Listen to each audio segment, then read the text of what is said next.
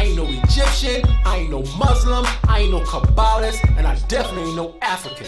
Why you all up in Islam? You ain't Arab, you're a Hebrew. Man, it's getting crazy everywhere I look. I see you. Some of y'all say you Egyptian. You can't read the hieroglyphics. You don't know what they really say. That makes you religious, cuz you just believe in what you heard was right. So why you mad at me for saying I'm an Israelite when I can read the Hebrew? I can see right through you. You want your identity, but you don't wanna be who you are. You wanna shine, you wanna travel around with the philosophy and history you think you found. But all your dates are carbon dated, and we know that's off. So what's the point of all your math when your equation is wrong? Come on, you ain't Egyptian. You ain't no Muslim. You ain't no African. Man, please, come on, get it right. You're an Israelite. You ain't Egyptian. You ain't no Muslim. You ain't no African. Man, please, come on, get it right. You're an Israelite. Everything but when he made you. You don't understand the gift that he gave you. You're the children of Israel. That's who you are, yeah. Don't you listen to these other philosophies. They don't guarantee nothing but possibly. You're the people soon to be on top of these. That's who you are, oh yeah. You're not Egyptian, you're not a Muslim, you're not an African. You're the chosen people. We're gonna wake up and Shalom, Israel. Shalom to the Akayim, you know what I'm saying? This video today, you know what I'm saying, is to show, you know, Yahawah is alone always, you know, and also, you know, we finna prove that Egypt is not the first freaking society, you know what I'm saying? Sumeria is, Mesopotamia. You gotta understand. You know what I'm saying? Maybe we didn't trade with money back then. We traded with like oxen and game. You know what I'm saying? But I got the information to bring it out to show Garfield is a freaking liar. You know what I'm saying? He don't know what he talking about. He trying to get people to be Pan-Africans and Egyptologists. You know what I'm saying? By your own thought process, but that's not who you are. You know what I'm saying? The Torah is the truth. Man is a liar. You know what I'm saying?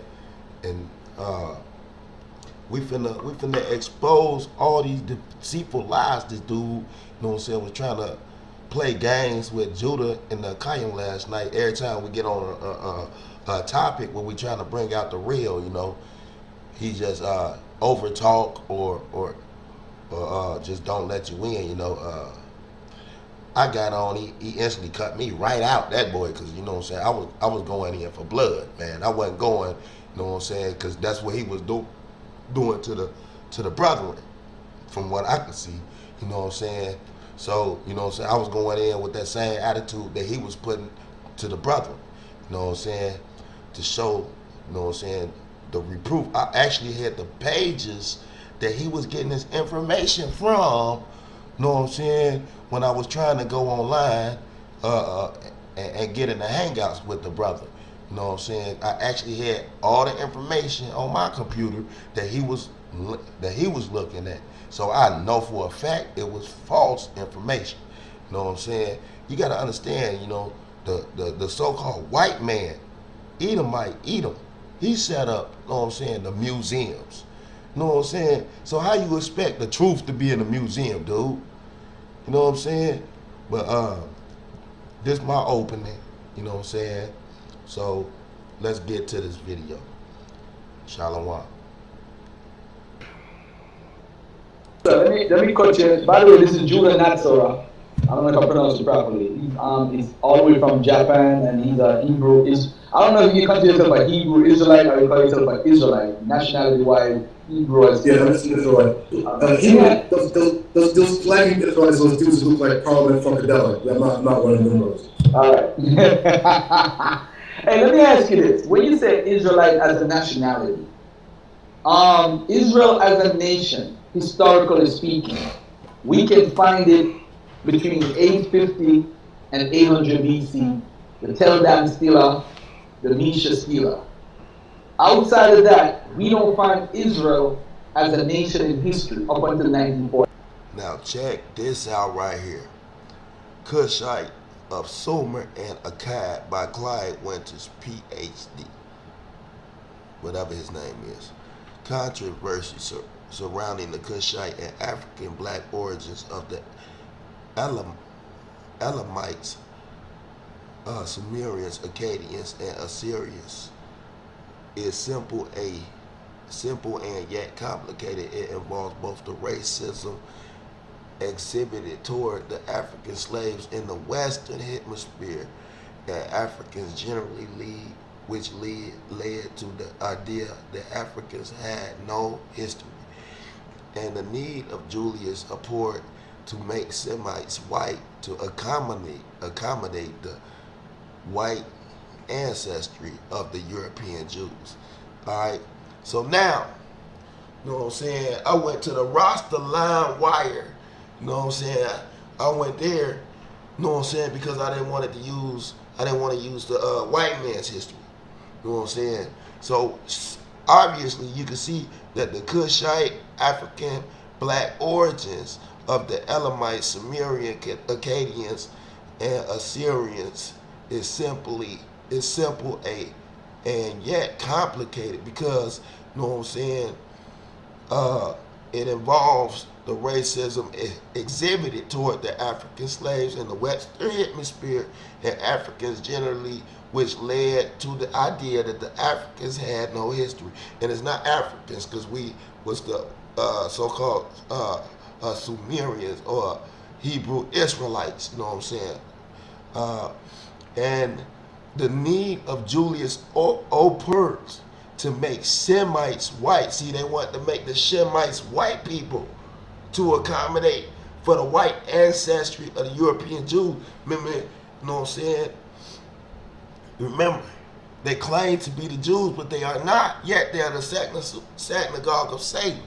You know what I'm saying? The Edomites, the Khazarians is who they talking about. You know what I'm saying? But with that, we're going to keep going. Check it out. Check it out, because it ain't over with yet. Say, to understand the dichotomy, we have to look at the history of scholarship surrounding the rise of Sumo-Akkadian studies, the study of the Sumerians, Akkadians, Assyrians, and the Elamites began with the decipherment of the cuneiform script by Henry Rawlinson. Henry Rawlinson has spent most of his career in the Orient. This appears to have given him an open mind in regards to history. He recognized the ancient model of the history. The idea of civilization was founded by the Cushite or Hamitic people of the Bible. As a result, Rawlinson surprised during his research to discover that the founders of the Mesopotamian civilization were of Cushite origin. He made it clear that the Semitic speakers of Akkad and the non-Semitic speakers of Sumer were both black or Negro people who called themselves Sagiga. And in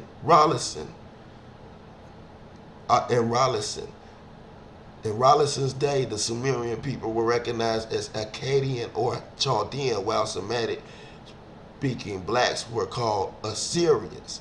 See, so in Rawlinson's day, the Semitic-speaking blacks was called Assyrians. We wasn't called African Americans, cuz. You know what I mean? So, hold on. We gonna keep it going, though. Since, you know what I'm saying, we getting this good info. Rawlinson identified these Akkadians as Turin and sent that psychic people, but he made it clear that this ancient psychic or Atlantic speaking people were Cushites or black. Check this out. You know what I'm saying? And I hate that. But now you see that they were called, dang it. Hold on, I'm sorry. Shalak about that. But now you see it is made clear that this ancient Skythic or Turin speaking people were Cushites or blacks. See that? So-called blacks, but we was called what? Sumerian people were recognized as Akkadian or what Chaldean, while the Semitic speaking blacks were called what? Assyrians. See? So the Sumerian people today were recognized as Akkadian or Chaldean white. See? While the Semitic speaking people were called Assyrians. See there? Check it out. Rawlinson identified these Akkadians as Turan or Skythic people. But he made it clear that these ancient Skythic people were speaking. He made clear that these ancient Skythic or Turan speaking people were Cushites or blacks. All right, we getting there. Now check this out. A major supporter of Rawlinson was Edward Hicks. Hicks continued Rawlinson's work and identified the ancient group as Chaldeans and also called them Turanian speakers. Hicks, though never discussed their ethnic origin. All right, well, I'm going to stop it right there because you see now that I'm sure you can see that that they identified the Sumerian people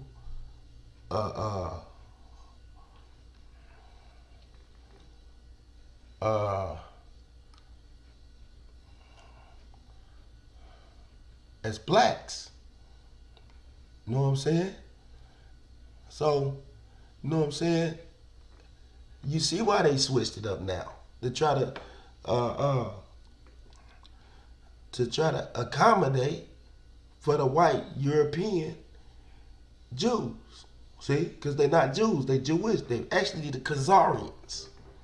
Right? And since we had 7 minutes, you know, I just had to cut dude up real quick with that, you know.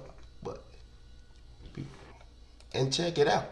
It's that ain't over. Because I'm going to show you that, yeah, we had people in the earth, you did, but according to history, Assyria or Mesopotamia is the first, like, city that's set up. It's not saying it's the first person. No, it's the first city as far as, like, trading for grain and oxen and stuff like, you know what I'm saying? It's the first literature, like writing. You know what I'm saying? We gonna go back into it. Just give me. How do we claim that as a national?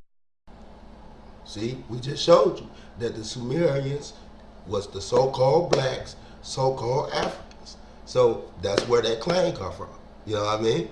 And then if you look at the, since you don't want to believe in the Bible, that's why we're going to, you know, these other sites. You know what I'm saying? Because you go into the sites of these museums acting like it's valid proof, and your proof is coming from the white man. You know what I'm saying? You know what I'm saying? I'm going to probably use some of the white man stuff in here, but I just had to go and get that, you know what I'm saying, from the Rasta line wire. You know what I'm saying? So, you know, I'm not saying that I have 100%, you know what I'm saying? But all I'm saying is I'm doing the same thing you're doing. I'm going, getting the research, you know what I'm saying? Showing you that we Israelites know how to research also, player. You know what I'm saying? And the Torah is the truth. And it's archaeology evidence that prove it. Why you want to, you know what I'm saying, say we all African. Why we don't look like the Africans? You know what I'm saying? I don't want to put the brothers down, but we don't serve the African God. You know what I'm saying? Why not? Why we look like a different people than that African man in Africa? We're similar, but we're not the same. Because I don't know if you know this, but in the time of when Jesus allegedly lived, no place was known as Israel. There was no place known as Israel after the Demetrius stealing. Let me just give an example. The Assyrians called it the area where Israel is today, Samaria or Samarina. And even in scriptures, acknowledge this in 2 Kings 17.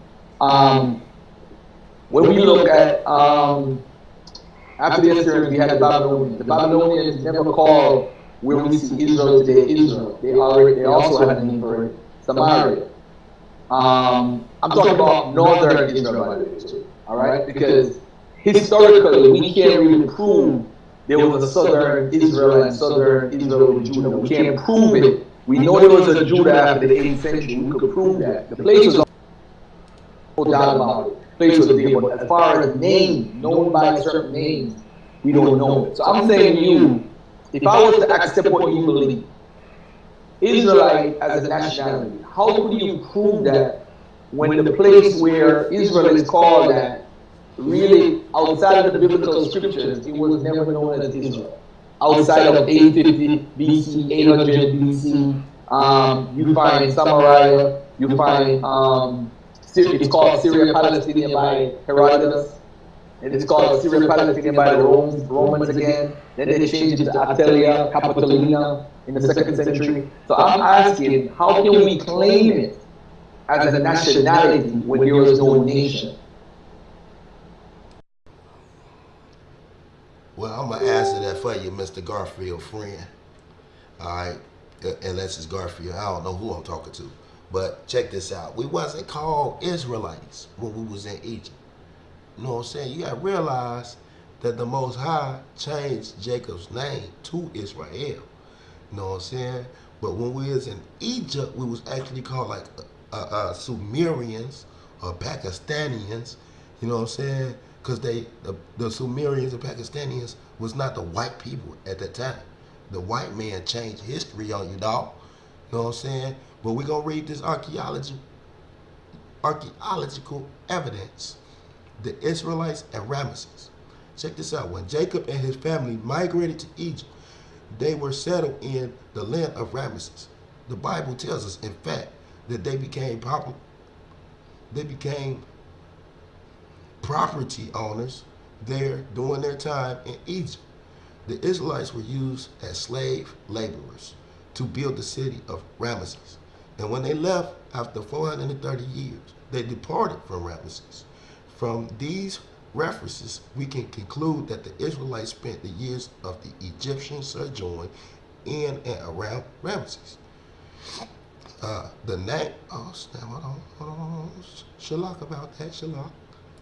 All right, Shalak. Here we go. The name Ramesses actually comes from a later period than the Israelite sojourn. It was the name given to the city built by Ramesses, the great Ramesses II, in the eastern Nile Delta in the 13th century BC. This more familiar name was being used retrospectively by later scribes when copying the biblical text, showing you that the so-called white man copied the biblical text. You know what I'm saying? Throughout the location of Ramesses was the dispute for some years. That the dispute has now been settled. We not only know that where Ramesses was located, but we know much history of the ancient site. Extensive excavations have been undertaken there under the direction of Manfred Bate of the Australian Archaeological Institute, Cairo, since 1966. For previous reports, see all this, you know what I'm saying? But it is possible that the proof or profession, not really sure what that PRF is, but let's keep going. Beate may have for the first time found physical evidence for the presence of the Israelites in Egypt. History of Tel El Daba, ancient Ramesses located at Tel El Daba in the eastern delta, approximately 100 kilometers northeast of Cairo. An antiquity of the Paleolithic branch of the Nile flowed past the site, giving across the Mediterranean. In addition, the town lay on the land route to Canaan. the famous Horus Road. Thus, it is an important commercial and military center. Now imagine this is what it looked like, you know. That's their layout. I hate this internet crap. Stop. Just go on now. What the world? Hold on. Alright. Yeah, that's what it like. Look, the Asiatic settlement of the mid-late 19th century BC at Tel El Dabba, a small villa with a plan of Israelite four-room house, small huts, a monumental tombs. We can divide the history of the site into three periods: pre-Hyksos, Hyksos, and post-Hyksos. The Hyksos were a Semitic people from Syria or Palestine. See, so I said Sumerian, but look like it's Sumerian, Syria, or Palestine, who took up residence in the eastern Nile Delta and eventually ruled the northern Egypt for some 108 years. You know what I'm saying? Jacob and his family arrived in Egypt around 1880 BC based on the Exodus date of 1450 BC. That was the pre-Hyksos period when the name of the town was Ralti, the door of the two roads. That's probably why you can't find it. Also, because you gotta look for, you know what I'm saying, the town was called Ralti, right?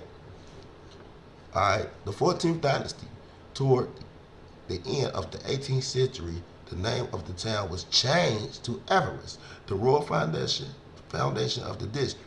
When the Hyksos later established their capital there, they retained their name Everest.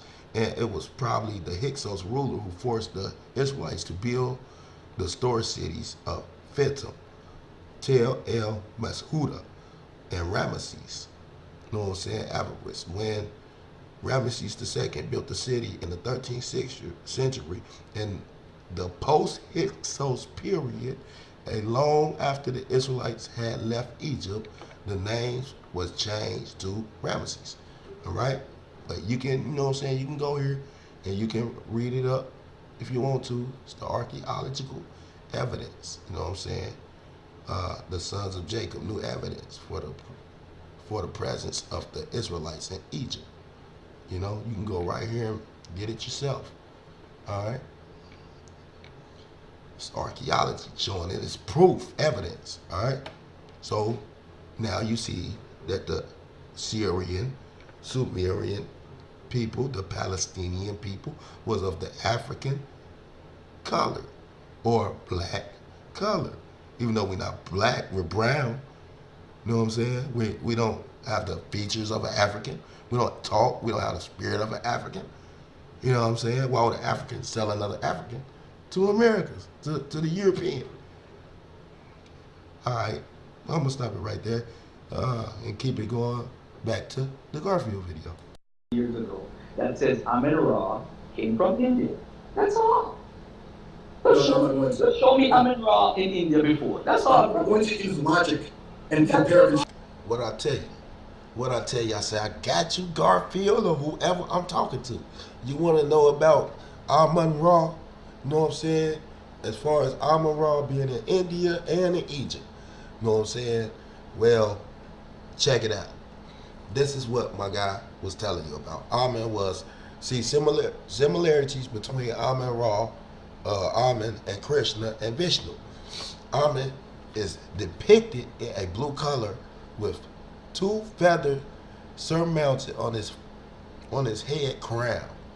Now, if you ask any Indian who is the blue color god with feathers on his head, then the answer will be Lord Krishna, the deity with beautiful peacock feathers around his head, adding to his beauty and excellence, right? So they're saying that Amen is Krishna, right? All right, well, hold on, let's keep going. Egyptians deity, Amen, left. The Indian deity, Krishna, right. Same deity, man. One point worth to note here is the Lord Krishna died in 3102 BC, and Amen became the deity in Egypt around 2000 BC. So there is a very high probability that the legend of Krishna reached Egypt a millennium after the demise of Lord Krishna in Egypt. Local traditional customs and beliefs were added to the form a new deity Amen, symbolizing Lord Krishna. See? Symbolizing the Lord Krishna. See? Amen, symbolizing the Lord Krishna. A new deity, Amen, symbolizing the Lord Krishna. See? Same. Temples dedicated to deity Amen at Luxor and Amen has been dated to 2055 through 1650 BC. Alright? And as you see, you can keep reading on your own. I ain't gonna keep going through all that. You know what I'm saying? I just wanted to show you this. You know what I'm saying? So it ain't like someone making it up, man. Like I said, it's research. You know what I'm saying? So, alright, with that, I'm gonna go back to the video. Alright. Christ. That is base. Here is Amen Ra and the original lineup of the Egyptian gods. You can't you say I don't know. Now, when you're talking about the original lineup, this is what we mean by the original lineup of the ancient Egyptian gods, right? And since you're an Egyptologist, baby polite, you should know that. You know what I'm saying?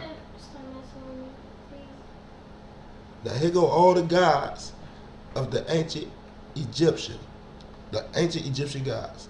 You do not see Vishnu or Amen Ra. Where are they? So obviously, you know, they got them from what? The Hindu. Alright, or Hindi, or whatever you want to call it. Because he's not in the original Egyptian god lineup. There you go. What do you mean by the original lineup of southern Egypt and Sudan? Showing how they built up, they had water wells, they had everything. They had, you know what I'm saying? To show that they predated, Egypt predated. Alright, you ain't gonna like this now.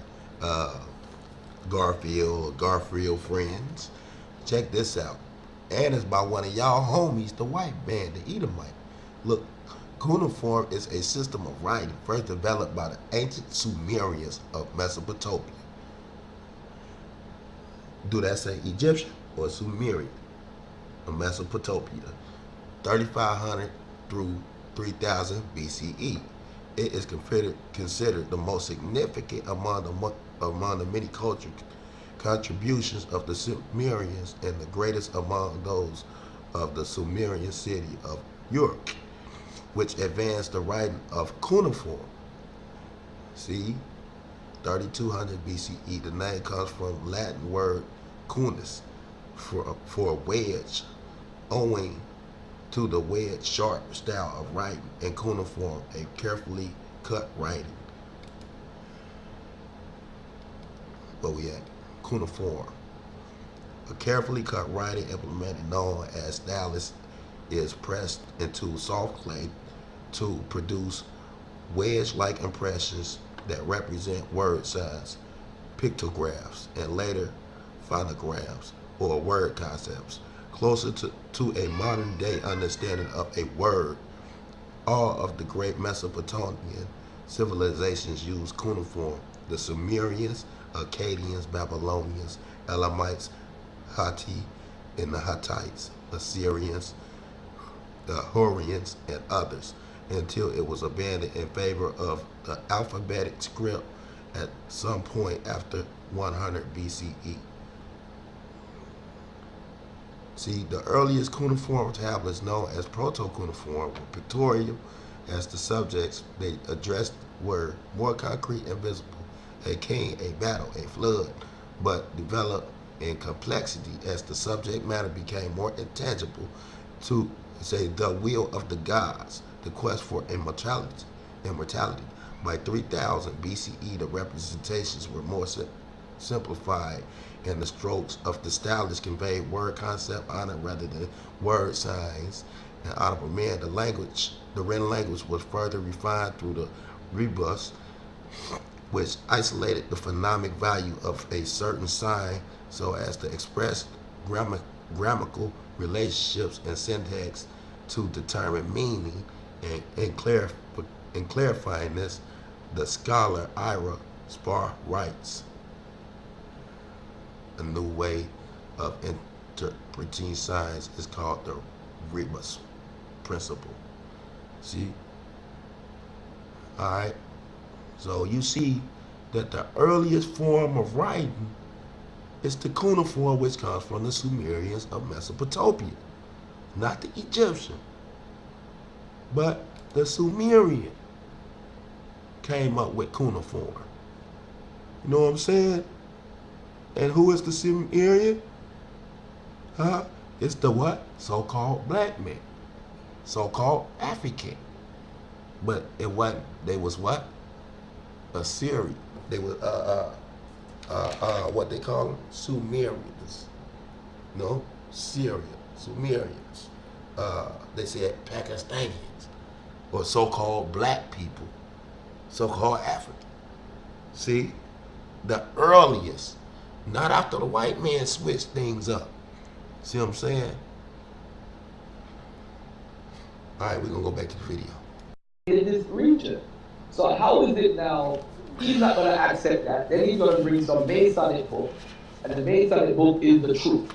So I said, okay, if it's the truth, what is the source for what this person is saying? Man, Garfield, you definitely ain't going to like this, man. Because you see, I'm getting a lot of research done for you. I'm putting it all up for you to see. You did? See? Alright, we're going, here we go. We got to go down. Hold on. Here we go. Sin and Mud, Mother Brother, Egyptian, Glaph, Metropolitan Museum of Art, Endogram, Griffin, Vulture, Faces Point to beginning reading. Right to left. See that? How do we read our Torah? From right to left. The graph is read top to bottom.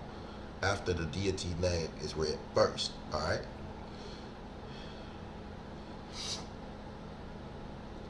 Now, we're gonna go down. Exactly contrary. Oh, let me okay.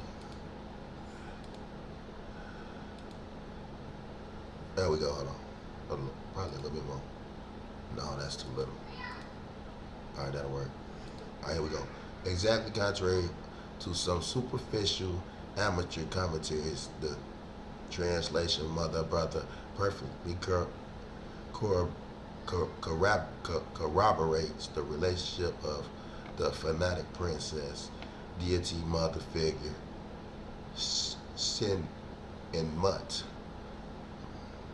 right? The deific sun figure. The weight of evidence increasingly supports the assertion of the pharaonic princess adoption into her pharaonic house as her brother, the baby she found floating in the reeds of the Nile and named Sin and Mut, incarnate, and it's talking about Moses, right? In fact, Sin and Mut can only be identified with Moses, adoption brother of Princess Copt Hafsat, who was at the same time deific mother to her deific son. Talking about Moses, right? But hold on, look at this, right? So they talking about Moses. I got it all up for you, dog. All up for you. The similarity between the name Sin-Amut father and Moses' father suggests that the Egyptian name of Sin-Amut father is the line of the Gula. In the case of Egyptian tradition, choosing the counterpart that would sound similar to Moses' father, Amram, to Ramos. The meaning of their names also seem to have a slight correlation, a further similarity to the tradition, and the Gula means wild Amram means kindred is exalted. Alright, now you see, check it out. See, this is Nefer, mother of Cinema, Metropolitan Museum. See?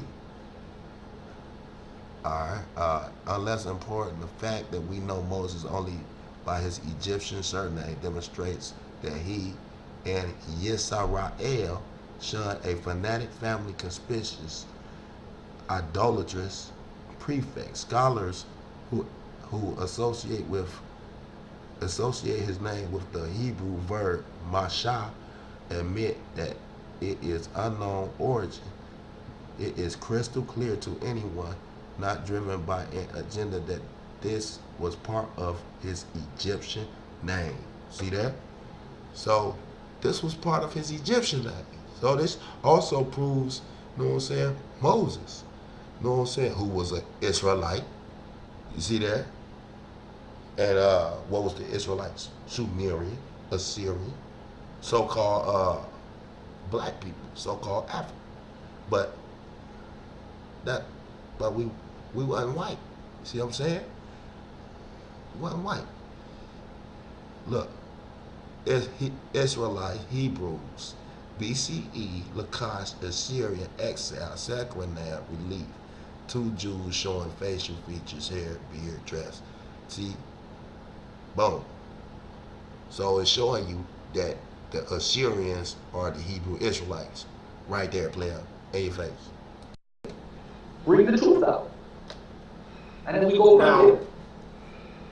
Now, I heard something about Albert Pike. Now, did you bring Albert Pike up, or did he bring up Albert Pike? He brought up Albert Pike. Now, you want to know why we brought up Albert Pike? You know what I'm saying? My guy brought up Albert Pike because Albert Pike letter of Mozzini dated August 15, 1871. You know what I'm saying? He wrote about the First, Second, and Third World War. Check it out. If you can see that, Albert Pike, the First, Second, and Third World War. Yeah, we actually have the documents on it too. This is what your boy looked like. He did. You know what I'm saying? So yes, we do our research, dog. We do it. But go to the video and watch that video. Cover Grand Wizard Albert Pike's 3 World War. This video will cover Grand Wizard Albert Pike's 3 World War predictions, which are quite frankly stunning. But first, I want to give a background on the person who exposed the Illuminati's preparations for World War III and how they plan to use Islam to destroy the West.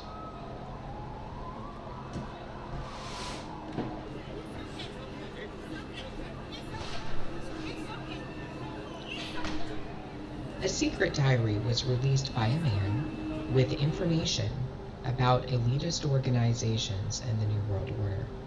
This diary documents that the Illuminati already knows what is going to happen for World War III. It's already mapped out. The agenda's already set. The diary that exposes this agenda belonged to a man named William Carr, who was born in 1895. Carr entered into Canada's Royal Navy at a very young age and ascended to the position of commander. He knew many at the top of their fields in politics and law and in academia. His side hobby was writing books, specifically books on the New World Order. His books documented the breadth in which the Illuminati had taken over all aspects of society, including churches and seminaries. In fact, Carr claimed to have received an SOS letter from a high-ranking official of the Roman Catholic Church in November 1958. Brother, a little under the weather, sorry. The letter outlined a hostile takeover that was underway in the Vatican, the Illuminati having infiltrated the Vatican's quarters. Carr would die less than a year after receiving the SOS message. Carr also documented history behind the most elusive organization in world history, the Illuminati, and their religion, which is Luciferianism. He believed that modern organizations, including the Bilderberg Group and the Council on Foreign Relations, are Luciferian political organizations. He also believed that the chief governing body for Lucifer, for the ascension of the capstone, was the United Nations, and he documented this in his books. All right, let's speed it up some. Carr wrote several books. His most controversial book was published after his death. It is called Satan, Prince of this World, and is really nothing more than Carr's personal diary and notes he saved for many years. In this book, Carr documents receiving the SOS letter from the high-ranking Vatican official, but he also documents other interesting things. For example, Carr believed that secret societies weren't working independently of one another, but that they were controlled by a top-level organization called the World Revolutionary Movement. And that's literally in his book, Satan, Prince of the World. This organization at the top tier is interested in inciting war, terrorism, and distress to serve its fundamental interests. And that is to establish the New World Order, a Luciferian system of governance and religion.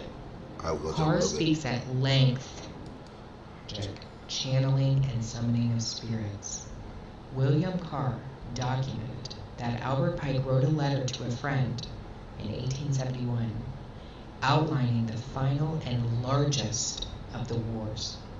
According to Carr, what Albert Pike actually wrote was a lot more than a letter. It was a blueprint that spelled out exactly what would happen in the last war. I ain't gonna go through the whole video, man. Quote, in the 1860s, Albert Pike is recorded as saying his military program might take 100 years or a little longer to reach the day when those who direct the conspiracy at the top will crown their leader king despot of the entire world and impose a Luciferian totalitarian dictatorship upon what is left of the human race. That's what they're saying. Let's speed it up a little bit. The Second World War would be fought for two reasons: to establish the State of Israel and to expand communist control over Europe. See that? See that? The Third World But War we have 5 minutes. will be what allows the Novus Ordo Seclorum to rise out of the dust. Now y'all can go to this video and watch it, but I'm at 5 minutes, so I'm gonna will be stop the it right here. central- You know what I'm saying? Alright, see, now we done went over pretty much everything that I can remember that you asked about. And I gave you solid evidence that we are Israel, the Hebrew Israelites. And I showed you also that the Israelites are what? The Pakistani and the Sumerian, Assyrian, you know what I'm saying? It's the ancient. And in the ancient times, the Pakistani, the Assyrian, and the Sumerian was what? So-called African, so-called blacks. So there you go. You know what I'm saying? And when we left out of Egypt, the Most High gave us the oracles, which is the Torah, the Tanakh. You did? And when Moses broke them, he had the elders go back in the mountain for 40 days and 40 nights. And that's how we come up with the Tanakh, player. It's the words of Yahawah. You did? So, you know what I'm saying? With that, you know, you've been cut up, Garfield. And Garfield friend, you've been cut up. You know what I'm saying?